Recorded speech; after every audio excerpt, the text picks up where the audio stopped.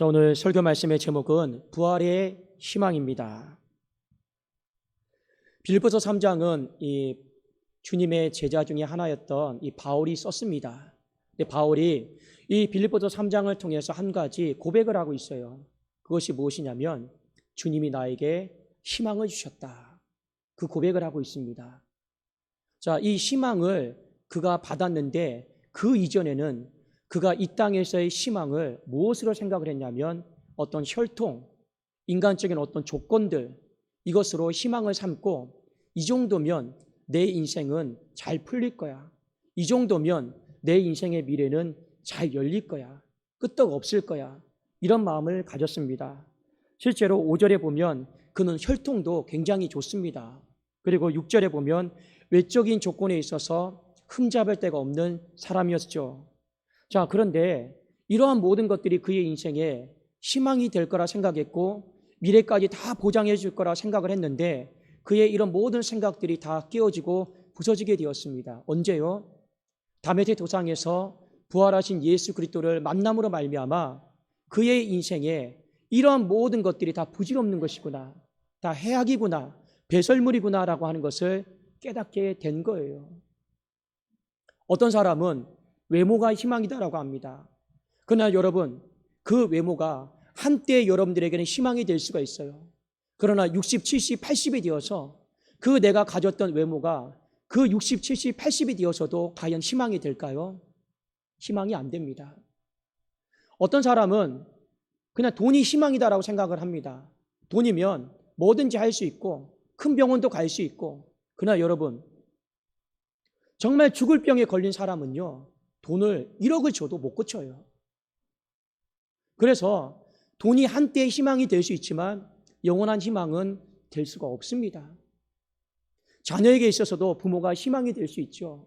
그러나 그것도 어디까지나 그 부모님이 살아계시는 한 희망이 되는 것이지 그 부모님이 돌아가시면 더 이상 희망이 안 되는 거예요.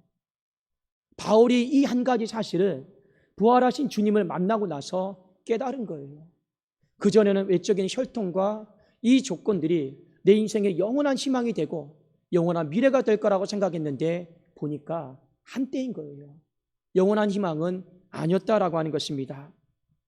여러분, 우리가 이 땅을 살아가면서 잘 사는 것이 필요합니다. 잘 산다라고 하는 건 어떤 의미냐면 무엇이 참된 희망인지를 분명하게 인정하고 그 참된 희망을 붙들고 살아가는 것이 잘 사는 거예요. 헛된 거, 부질없는 거 붙들고 살아가다가 내 인생의 마지막 눈 뜨고 봤더니 지옥길이고, 여러분, 낭떠러지 길이면 그 사람은 잘 산 것이 아니다라고 하는 것이죠. 빌립보서 3장 말씀을 통해서 인생이 잘 사는 것은 무엇이냐?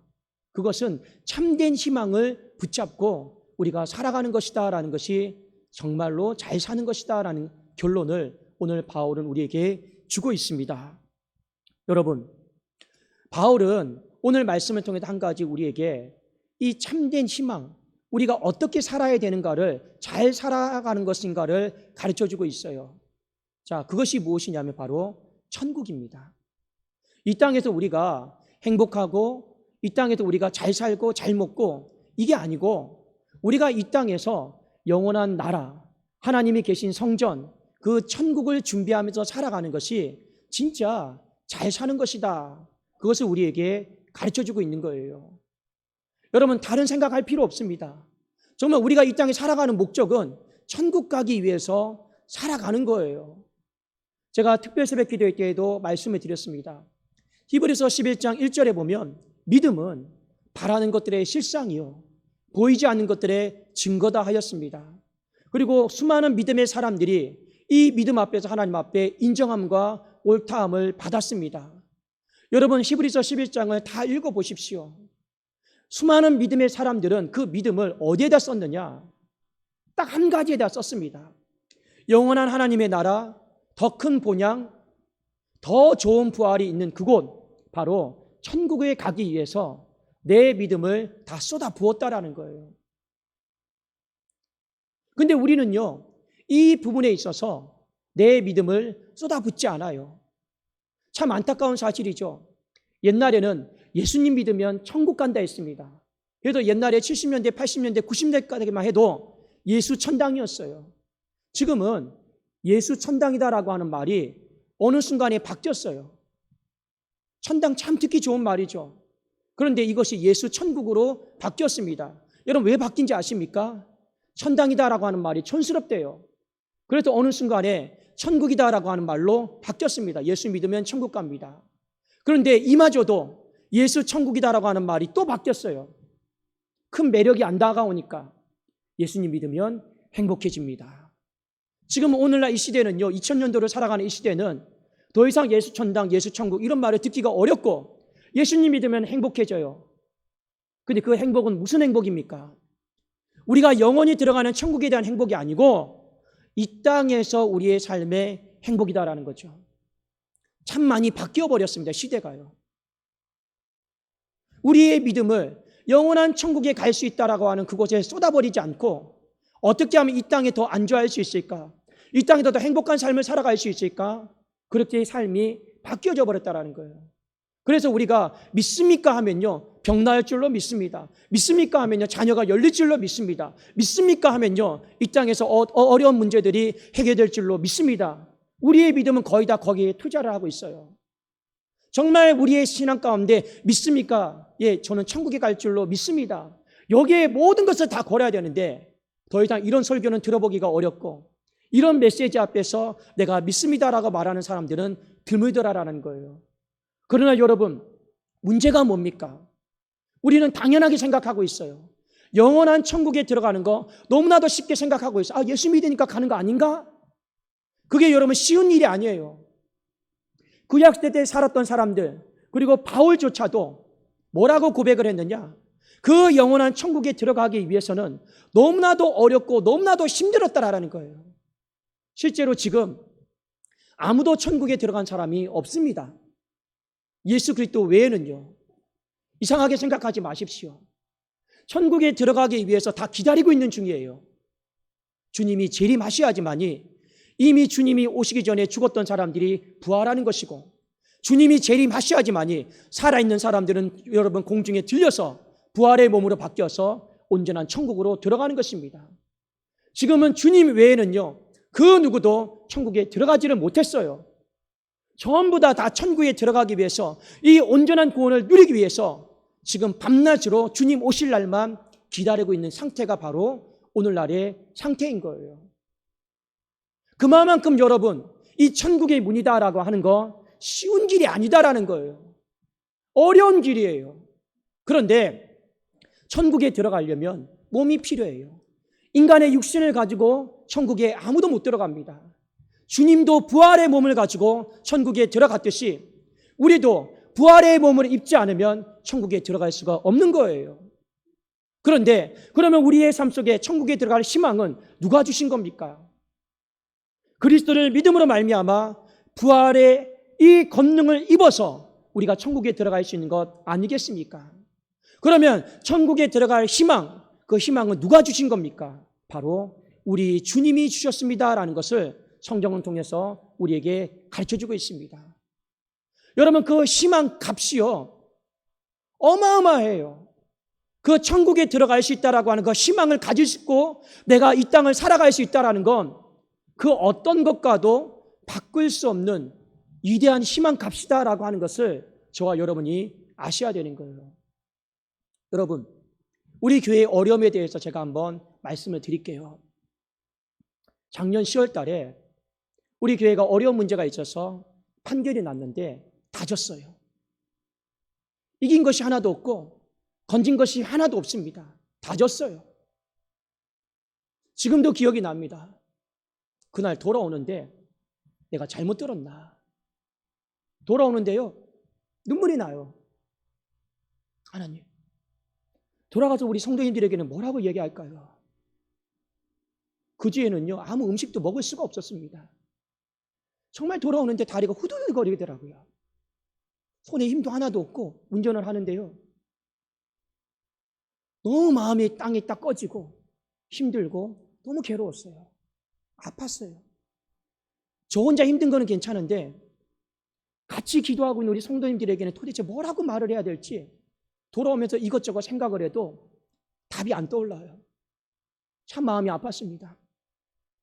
그 판결문을 들고요. 또 다른 변호사들에게 찾아갔습니다. 다 돌아오는 대답은요. 똑같았습니다. 어렵습니다. 어렵습니다. 어렵습니다. 그때 제가 처음으로 깨달은 게 있어요. 아, 이것은 처음부터 안 되는 싸움이었구나. 처음부터 안 되는 싸움이었는데 정말 겁도 없이 시작한 일이었구나. 그때서야 깨달았어요. 하나님 어떻게 하면 좋을까요? 어떻게 하면 좋을까요? 하다가 다 찾아가도 안 된대요. 그런데 어떤 한 변호사에게 찾아갔습니다. 제 마음은요, 그 판결문을 받고 딱 이 한마디만 해주면 무조건 그 변호사를 선임하기로 했어요. 그건 뭐냐? 희망이 있습니다. 그런데 다 없대요. 그런데 어떤 한 변호사에게 갔습니다. 그 변호사가 딱 보자마자 하는 이야기가 이 말이었습니다. 목사님, 계곡에도 길이 있습니다. 희망을 주는 말이었어요. 그리고 시작을 했습니다. 솔직히 여러분, 지난주 2주 동안 특세를 했어요. 제가 특세 마치고 하루 일과 마치면 거의 새벽 2시, 3시까지 잠을 못 잡니다. 솔직히요. 교회 모든 일들이 끝나면 그 준비해야 되니까요. 그것을 옆에서 지켜보고 있던 집사람이 이런 말을 합니다. 우스갯소리예요. 변호사 비용은 당신이 다 받아야 되는데. 왜요? 제가 자료를 다 만들고 준비하고 애쓰고 그게 눈에 보이거든요. 변호사는 그거 만들어준 것 가지고 말만 여러분 논리 있게 만드는 것 뿐이잖아요. 근데 제가 집사람에게 이런 말을 했습니다. 여보, 그렇게 말하면 안 되지. 그분들은 나에게 우리 교회에 희망을 줬잖아. 그분들이 희망을 줬기 때문에 우리가 이렇게 수고할 수 있는 것이고 그분들이 희망을 줬기 때문에 우리가 이렇게 애쓸 수 있는 거 아니야. 어떻게 그 희망값을 우리가 애쓰고 수고하는 값과 바꿀 생각을 해. 만약 희망 주지 않았더라면 우리는 지금 뭐 하고 있었을까? 아무것도 하지 않고 그저 우리는 낙심하고 낙담하고 좌절했을 거야. 그 희망값을 어떻게 우리의 수고와 우리의 값과 헌신으로 바꿀 수가 있겠어? 제가 그 말로 이 집사람과 대화를 마무리 지었습니다. 여러분, 불편한 이야기일 수 있겠지만 제가 왜 여러분들에게 이 말씀을 드리느냐? 하나님께서 우리에게 희망을 주셨어요. 그 희망이 무엇입니까? 천국에 들어갈 희망을 주신 거예요. 희망 값을 주셨어요.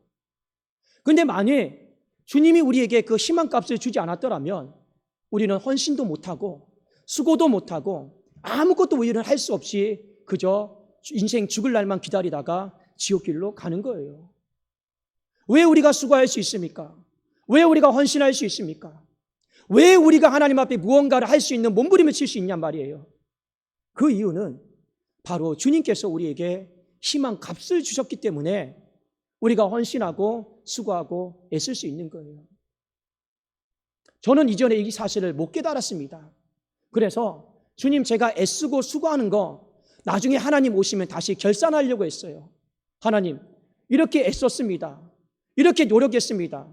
하나님 상급 주세요 하고 저는 결산하려고 그랬어요. 그런데 생각해보니 결산할 것도 없습니다. 왜인지 아십니까? 그분이 우리에게 희망을 주시고 희망 값을 주셨기 때문에 우리가 지금 움직이고 헌신하고 살아갈 수 있는 것이 여기에 더 무엇을 결산할 수 있는 것이 있을까? 솔직히 없잖아요. 바로 바울이 그렇게 생각을 한 겁니다. 내 인생 가운데 바울만큼 여러분 많이 애쓰고 수고한 사람이 누가 있습니까? 솔직히요. 12 제자들보다 더 많이 갑절로 수고한 사람이 바울이에요. 우리 바울 볼 때마다 과연 이 사람이 사람일까? 사람의 정신으로 이렇게 살아갈 수 있을까? 우리 가끔 그런 생각 많이 들잖아요. 한 예로 바울의 인생 가운데 복음을 전하다가 돌을 맞았어요. 사람들이 죽은 줄 알고 던졌습니다. 죽은 줄 알고 던졌어요. 그런데 바울이 눈 떠보니까 안 죽었어요. 성경에 보면 뭐라고 나와 있냐면 바울이 그 힘든 몸을 이끌고 또 복음 전하러 가요. 이것이 어떻게 인간의 세계에서 상상할 수 있는 모습이겠습니까? 그 정도로 바울이라고 하는 사람이 애쓰고 수고했습니다. 왜요? 하나님이 자신의 인생 가운데 희망이다라고 하는 값을 주셨기 때문에 그렇습니다. 다른 사도들보다 더 수고하고 애써도 주님이 내게 주신 희망값을 생각을 하면 이것은 아무것도 아니다. 그래서 바울의 인생 가운데 이런 고백을 하죠. 나의 나된 것은 하나님의 은혜라. 나는 아무것도 아니다. 이건요, 그 인생의 나락으로 절벽으로 낭떠러지로 떨어진 사람만이 고백할 수 있는 믿음의 고백 아니겠습니까? 바울의 인생 가운데 내가 인간의 조건과 혈통을 붙들고 살면 천국 갈 줄 알았어요. 근데 그거 아니다라고 하는 거 깨달았어요. 정말로 천국에 갈 수 있는 거, 그 천국에 갈 수 있는 희망 누가 줬느냐? 그 부활의 몸 누가 우리에게 주었느냐? 예수 그리스도께서 주셨다라는 걸 믿고 그가 그의 인생을요 열심을 다해서 살아가고 있는 것입니다. 여러분, 만약 이 땅에서의 삶이 우리의 인생의 전부다라고 하면 뭐하러 열심히 삽니까? 대충 살죠. 뭐하러 수고하고 애씁니까? 그러나 우리는 이 땅의 세월이 길면 100년이에요. 우리가 살아가야 돼 앞으로 내세는 100년과 견딜 수 없는 영원한 시간 아닙니까? 우리는 그거 바라보고 살아가는 인생들이지 기껏 이 땅에 100년의 인생을 바라보고 살아가는 인생이 아니죠. 어디에다 우리의 인생에 가치를 두고 어디에다 우리의 인생에 전부를 쏟아야 되겠습니까? 그 영원한 천국, 영원한 본향, 더 좋은 부활로 우리가 들어갈 수 있도록 희망을 주신 분이 바로 주님이시다라는 거예요. 그 희망값을요 가볍게 여기지 마세요. 그 희망값을요 그저 예수 믿으면 천국 가더라 이렇게 여러분 가치없게 여기지 마시라라는 겁니다. 그 일을 이루기 위해서 그리스도는 피를 흘렸고 그 일을 이루기 위해서 우리가 생각하는 것 이상으로 엄청난 희생이 치러졌다라고 하는 것을 저와 여러분이 믿고 우리에게 영원한 천국, 영원한 하나님의 본향, 그곳에 부활의 몸으로 들어갈 수 있도록 희망값을 주신 그 주님께 감사하고 찬송할 수 있는 오늘 복된 한 날이 되기를 주님의 이름으로 축원합니다. 또 하나 바울이 하나님께 한 가지 더 간청을 했어요. 하나님, 내가 주님을 믿고 살아가고 있는데 주님 앞에 한 가지 간청 드릴게요. 뭐냐? 제 삶이 고난입니다. 매일같이 도살장에 끌려가는 고난입니다. 사방으로 우겨싸임을 당했습니다. 바울의 인생이 고난이었죠. 우리의 인생도 마찬가지입니다. 영적인 고난이 있어요. 세상의 사람들은 마귀가 영적으로 공격하지 않습니다. 왜요? 어차피 마귀 자식이니까요. 그러나 하나님의 백성들은 마귀 자식이 아니기 때문에 이 마귀가 어떻게든지 마귀 자식 만들려고요 영적으로 그렇게 공격을 해요. 그 공격이 힘들어요. 감당하기가. 우는 사자들처럼 삼킬자를 찾으려고요 지금도 공격하고 있습니다. 그것이 우리의 인생의 영적인 고난이에요. 힘들죠. 정신의 고난, 정서적인 고난도 있습니다. 마음의 우울증과 정신의 질환과 불면증과 공황장애와 이것뿐만 아니라 사람의 말로 인해서 상처받는 마음들과 낙담된 마음, 좌절, 이 모든 것들이 바로 정서적인 고난이요 정신적인 고난 아닙니까? 이것도 무시 못해요. 어떤 사람은 교회 잘 나오다가 사람 말 때문에 상처받아서 평생 신앙생활 안 한 사람도 있습니다. 그만큼 여러분 이 정서적인 정신적인 고난은요 힘들어요. 말로 눈에 안 보여서 그렇지 너무 힘든 거예요. 이것만 있습니까? 육체의 고난도 있어요. 우리는 건강하기를 원해요. 그런데 알게 모르게 암덩어리가 찾아옵니다. 알게 모르게 여러분 뇌질환이 찾아오고 뇌출혈이 찾아오고 쓰러집니다. 알게 모르게 온몸에 대상포진이 퍼집니다. 그 어떻게 우리가 다 막아낼 수 있겠습니까? 그런데 이런 육적인 고난도 있어요. 또 우리 무슨 고난이 있습니까? 우리 죄와 싸우는 고난이 있잖아요. 죄책감과 싸워야 되고 이 정죄감과 싸워야 되고 어떤 사람은 죽을 때까지 이 죄책감 때문에 시달려서요 괴로워하는 사람들이요 많아요. 이 모든 것들이 우리의 인생에 다 고난입니다. 바울이 하나님 앞에 기도했습니다. 하나님, 내 인생이 고난 자체인데 그래도 이 고난에 파묻혀서 살아가는 것 하나님이 안 기뻐하시지 않습니까? 이 고난을 내가 그래도 이길 수 있도록 내가 정말로 이 고난을 이기면서 살면 얼마나 좋겠습니까? 고난을 이기려고 나름대로 희망을 붙잡아 봤어요. 돈도 붙잡아 봤고 건강도 붙잡아 봤고 사람도 붙잡아 봤어요. 근데 바울이 깨달은 거죠. 그 희망은 고난을 완전히 이길 수 있도록 우리를 도와주는 도구는 아니었습니다. 하나님이 깨닫게 하신 거죠. 진짜 그 고난을 이길 수 있는 희망은 뭐냐? 바로 바울은 부활에서 찾았습니다. 그래도 오늘 빌립보서 3장 11절에 어떻게 해서든지 죽은 자 가운데서 부활에 이르려 하느니, 이 말은 두 가지 의미를 합니다. 내가 죽고 나서도 부활의 몸으로 천국에 들어가겠다는 의미요, 또 하나는 이 땅에서도 하나님의 부활의 권능에 힘입어서 내가 살고 싶습니다라고 하는 바울의 간절한 믿음의 고백이었습니다. 여러분, 부활의 권능, 이 희망을 입게 되면 고난에 대한 마음이 달라지게 되어 있어요. 어떻게 달라지느냐? 그 전에는 우리가 이 고난 앞에서 싸우다가 이길 수 있을까 없을까 승패를 저울질합니다. 그전에는 그렇게 했어요. 그러나 이 부활의 권능, 이 희망은 뭐냐? 그것과 전혀 차원이 달라요. 어떻게 다르느냐? 이미 이긴 싸움이다. 영적으로 이긴 싸움이다. 정신적으로 이긴 싸움이다. 육체적으로 이긴 싸움이다. 죄와의 싸움에서 이미 이긴 싸움이다라고 이미 선포가 되고 그 선포를 보증해 주는 것이 바로 부활의 권능이요, 부활의 희망인 것입니다. 그러니까요, 싸우면서 그 과정은 힘들어요. 그런데 어떤 마음입니까? 힘들어도 이길 줄 알아요. 힘들어도 이길 줄 아니까 계속 끝까지 싸워 나가는 겁니다. 그것이 무엇입니까? 바로 부활의 권능으로부터 오는 희망이다라는 것이죠. 그래서 바울이 로마서 8장 36절 37절에 이렇게 고백을 합니다. 기록된 바 우리가 종일 주를 위하여 죽임을 당하게 되며 도살 당할 양같이 여김을 받았나이다 함과 같으니라. 내 인생이 도살장에 끌려가는 양이다라는 거예요.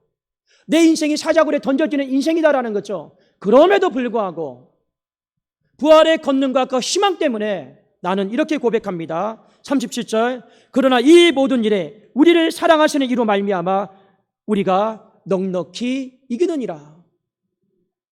바울은요, 부활의 권능과 희망 때문에 겨우 이기는 것도 아니에요. 넉넉히 이긴다라고 하는 확신 가지고 이 도살장에 또 가보는 거예요. 이 사자굴에도 가보는 거예요. 죽으러 가는 게 아닙니다. 이기려고 가는 거죠. 육체의 질병이 있습니까? 내가 이 육체의 질병 가운데 죽겠구나. 아니에요. 내 안에 정서적인, 정신적인 질병이 있습니까? 나는 이렇게 시달리다가 잠도 못 자고 매일같이 수면제 먹고 나는 죽을 인생인가? 여러분 그렇게 생각하시면 안 돼요. 영적인 공격 앞에서, 이 죄와의 싸움 앞에서 나는 못 이겨. 내 믿음은 여기밖에 안 돼. 그렇게 생각하시면 안 돼요. 히브리서 여러분 12장에 보면 뭐라 나와 있습니까? 아십니까? 죄와 싸우되 피 흘리기까지 싸운다 했습니다. 그렇게 싸울 수 있는 희망, 힘은 어디에 있습니까?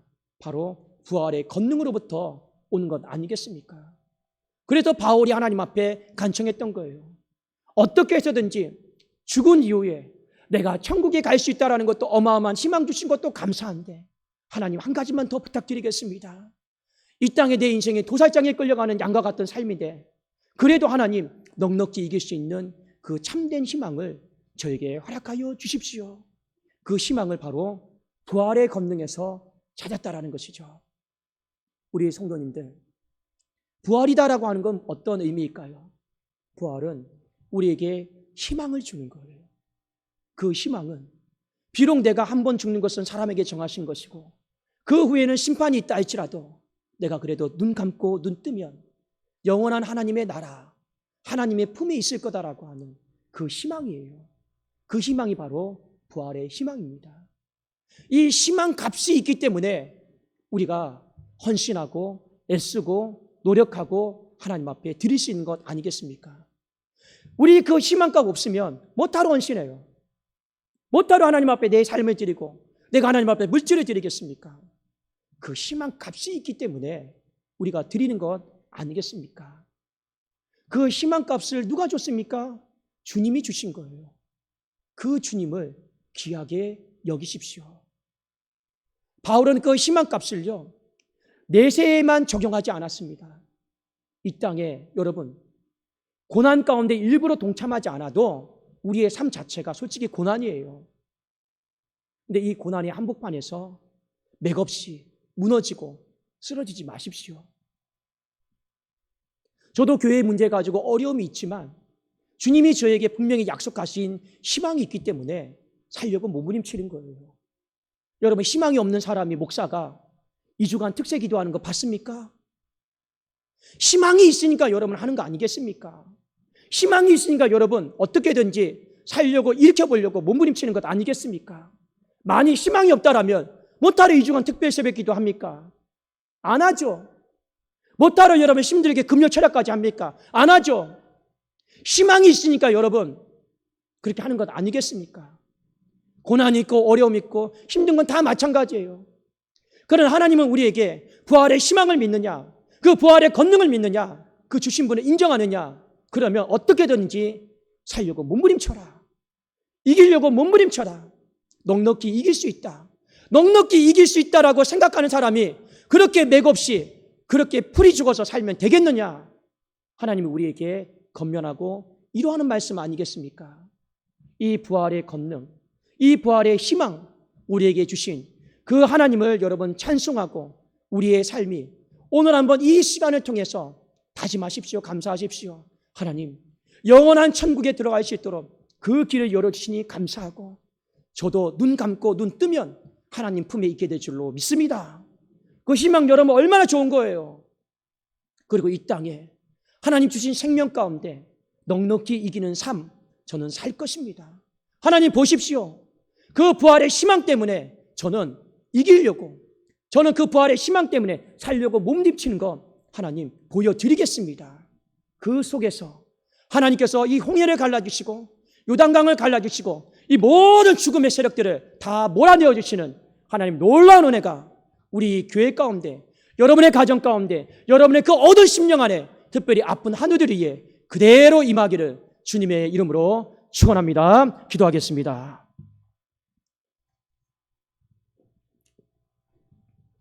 살아계신 하나님 아버지여 감사합니다.